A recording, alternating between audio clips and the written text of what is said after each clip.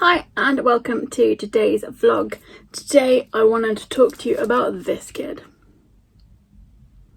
She likes oversharing with outfits and swearing, admiring her tats while she plays with all her cats. Her disability gives her superpower, agility to holiday and live the right way. Stegosaurus. I could talk for hours about being a disabled kid, and actually if that's something you're interested in, I've got all of the sort of paperwork and assessments and like SEN assessments and stuff I had done throughout my childhood, and if that's something you'd be interested in hearing about, let me know. Today I thought I would take you on a little journey through my childhood imagination. I will say not much has changed. I'm still very much this little kid in terms of temperament, attitude, likes and dislikes. So yeah, I thought I'd talk you through her imagination. I've always had a very vivid imagination. I've always enjoyed writing stories, making up stories. I routinely make up stories for people that I see in the street. I often make up stories and convince myself that of just some real heartbreak that people are going through. There was quite a long period of time where near where we live there was a car that had been clamped, and I didn't know those people, never met them, didn't know them, no idea who lived in that house, but I absolutely convinced myself that the car had been clamped because the owner of the car was in hospital seriously ill, and he didn't know his car had been clamped because he didn't know his road tax had run out because he'd been in a coma. And it would really upset me every time we drove past, and obviously my husband, rightly so, thinks I'm an idiot, but it genuinely devastated me. There's, an old guy on my street and I haven't seen him for a really long time, and I've convinced myself all sorts of terrible things have happened to him. I don't know him, I've never met him. I just work myself up about these things. I make up stories for people all the time, and I have these just really weird thoughts.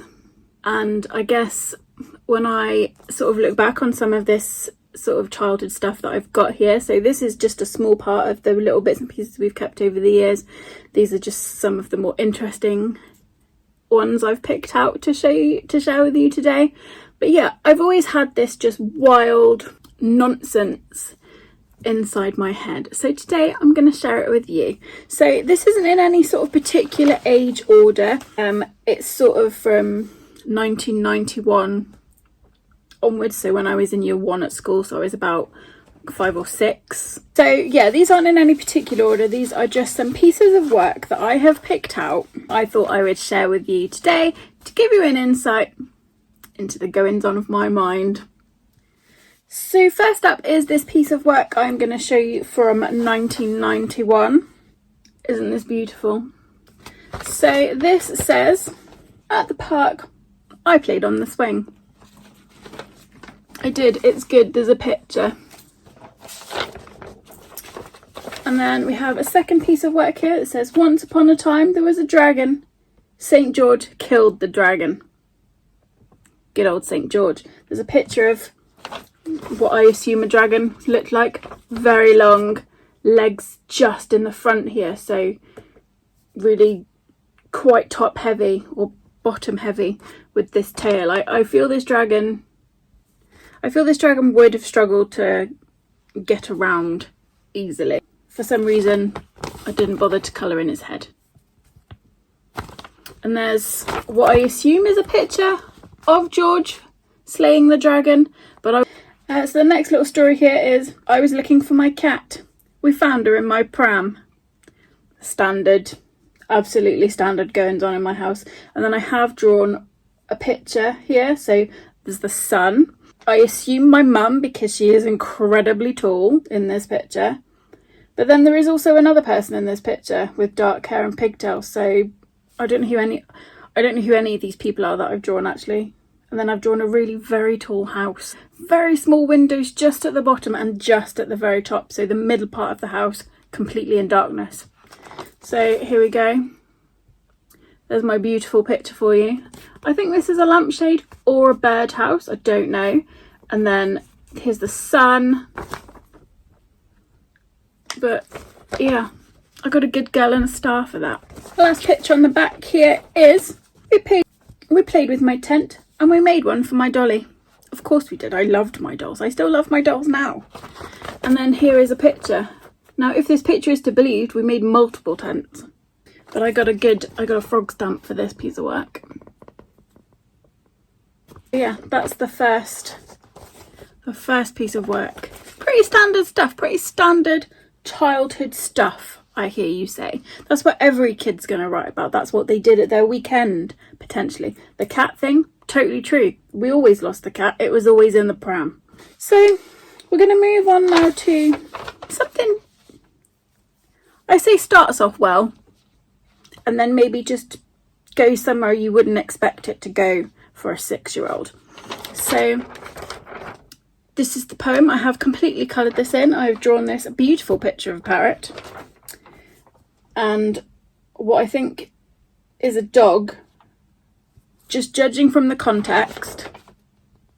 Oh, so I wrote this in year 4. So in May 1994 I wrote this, so I would have been 9. So I was 9 when I wrote this. So yeah, parrot. I don't know why I drew a parrot. I don't mention parrots in this particular piece of work, but there is a dog. I do mention a dog.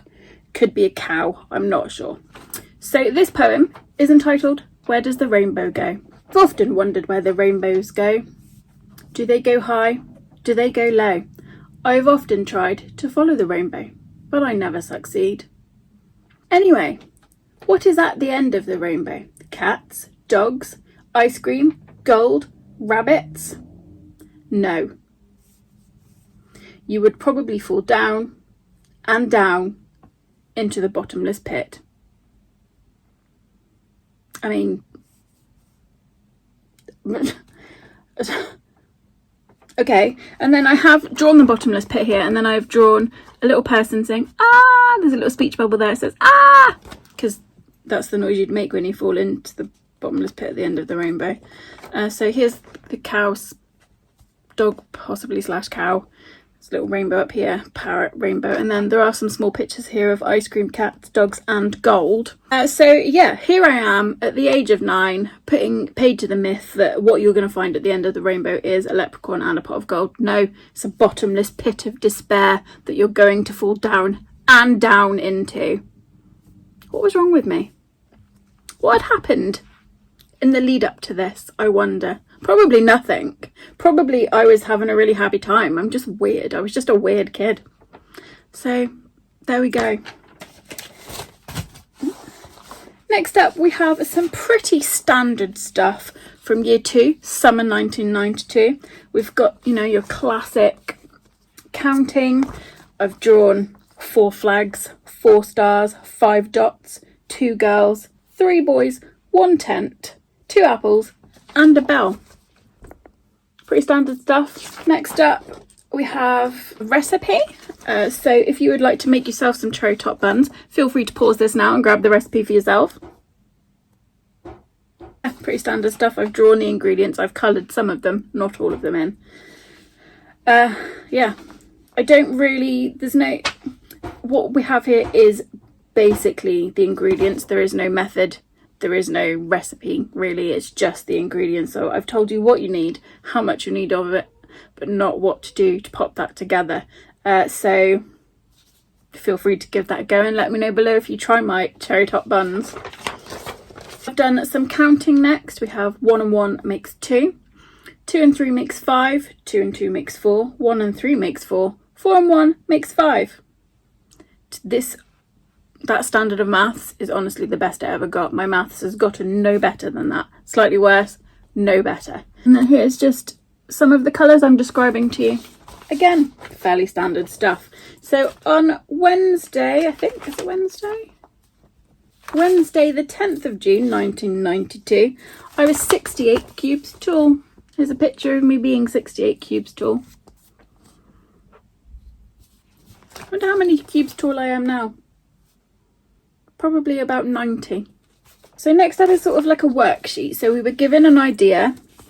There are some questions about that idea, and then we had to write our own story based on that idea. So again, this is 1992. I would have been 7 So the build up for this worksheet is: one hot sunny Saturday, Karen and Tim went to play in the garden, and that day they made a treehouse in it. They had to have a ladder to get up into the treehouse. Fair enough. And then there are some questions about this paragraph here. So, was it a hot day or a cold day? It was a hot day. Where did they play? In the garden.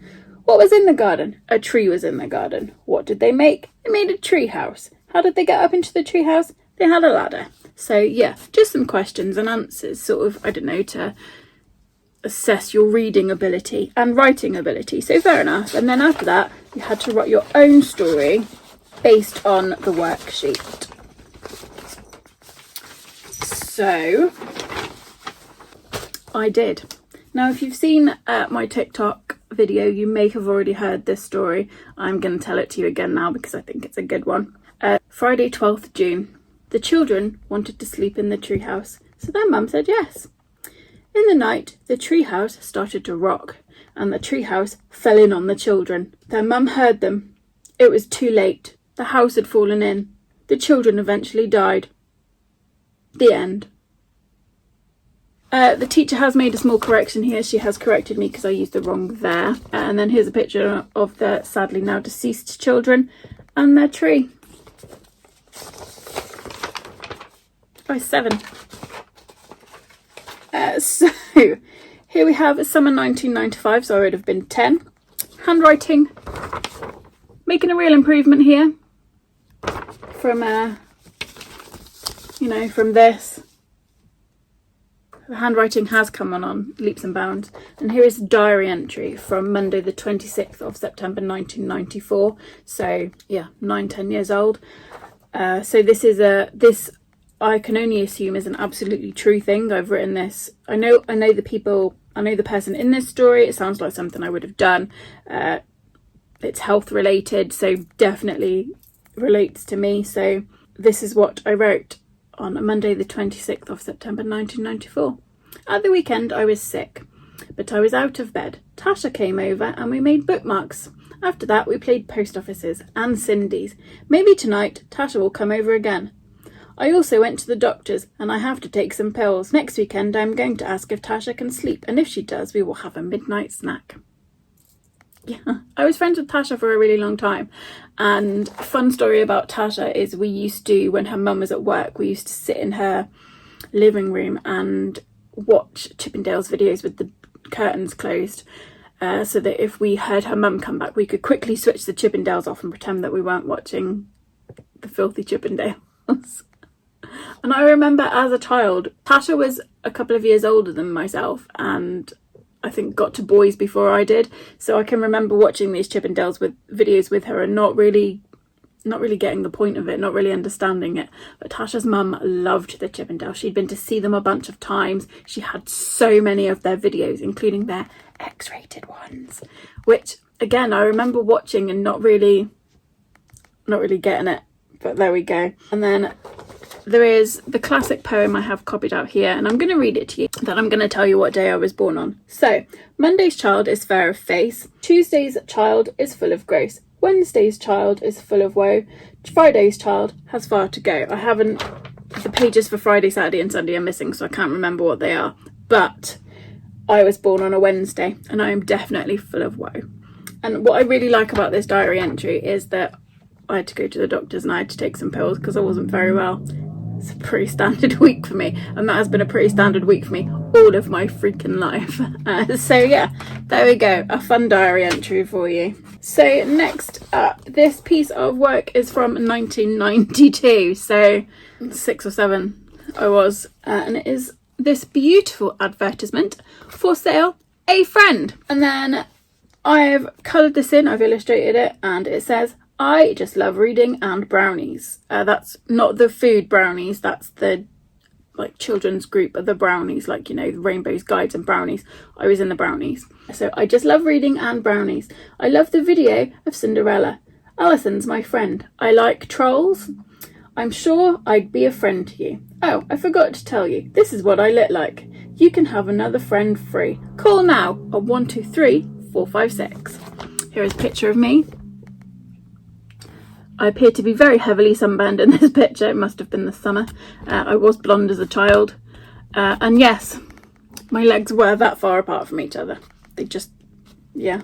So this offer is still up for grabs. I no longer like the video Cinderella, and I'm not in the brownies anymore. I do love reading though. But yeah, if you are interested in a free friend, because I'm not worth any money, call me on 123 456. Calls are charged at the cost of your local network provider. So there we go. Here is another story. I'm particularly proud of this one. This was from 1993, so 7 or 8 years of age. And this is a poem I wrote about Blanket. Now, I still have Blanket. The blanket in question is a blanket that I had from a baby. I've always had the blanket. I still have the blanket now. The blanket no longer looks like it did when I was a child. There's only some of it left. But yeah, it's a comfort blanket, basically. It's been everywhere with me. At the age of about 8, I wrote a poem about Blanket. And I was clearly trying out cursive as well for the first time here. Some beautiful cursive writing. I've illustrated it, coloured it in, lots of hearts, because I love Blanket. Blanket's my best friend, I must agree. It never comes around with me. It stays in bed all day long. When I have a story, Blanket has a story too. Blanket comes on holiday. I love Blanket. I'm sure Blanket loves me. Beautiful. Why am I not the Poet Laureate by now? I know what you're thinking. Estelle, why did you give up poetry? Last up, I've got another piece of work from 1993. You'll notice that some of these have been card mounted. They were displayed in my primary school. They would go up on the board with the other kids' works. Pieces of work were clearly that good that they warranted being displayed. Again, another poem. I will say this poem feels very heavily plagiarised. I do seem to have changed the words, but I think I must have been heavily influenced by an existing poem. So this, again, beautifully illustrated, coloured. We've got some pictures. Some of the pictures potentially don't make sense because one of them looks like somebody is being burned to death on a bonfire, but I'm sure that's not what's happening. Here is the poem. The Rain Song. Rain, rain, go away. Come back on Christmas Eve. But do not rain on Santa. Rain, rain, go away. Come back on an autumn day. Rain, rain, go away. Come back on a winter's day. Rain, rain, go away. But don't come back on a summer's day. Never, never. So here's a picture of Santa. I think this might be the autumn day because those brown things are potentially leaves, but it does look a little bit like I'm being burned on a bonfire. Here's a little hat. For some reason, I'm not sure what this person in a hat is. And then I'm not really... This might be a paddling pool. And then here's the sun. And then here's Santa sadly being rained on. Weird, weird, weird. So that, my friends, was a look into the mind of this little girl. Would you know behind this little face lies the imagination of a monster, and that she'd grow up to be this great big monster? Who knew? Such promise. Sorry, Mum. If I can find any more of my old schoolwork, I'll absolutely share it with you. I've got somewhere, I don't know where, old diaries and stuff, which I bet would be an absolute hoot. I've got like a guess, it's sort of like a burn book kind of thing that me and my friend Helen had. And it's about all the boys that we were friends with and some of the girls that we were not friends with. And if I knew where that was, I would share some of that with you, because honestly, it was just quality stuff. There were like ratings and rankings. There was like a connections diagram of who'd kissed who'd gone out with who, and it was just a mess. It was just a nightmare. So that, if I could find that, I would share that with you because it was hilarious. I hope you enjoyed this little insight into my mind. If you're interested in learning more about my childhood, drop me a comment below. Like I said, I've got stacks of stuff that I could share with you. I've got all my plaster casts and stuff from the surgeries I had when I was a kid. I've got hospital letters and clinic letters and like gait analysis and reports from SEN school reports and stuff that I think would be a real laugh if you wanted to know about any of that. So let me know. That was today's vlog. I hope you enjoyed it. I hope you got some inspiration from my writing. If you would like to publish any of my work, please do get in touch. I am open to offers. Like I said, I hope this was fun. I hope you enjoyed it. If you have any beautiful pieces that you wrote as a child, please share them with me. I love sort of this kind of thing, seeing what people were like as kids. So if you've got anything you want to share with me, please do drop me a line. And if I get enough of them, I might even do a vlog where I share your childhood imaginings. So yeah, get in touch. And that's it. So as always, thank you for watching. Don't forget to like and subscribe, and I'll be back soon with another video.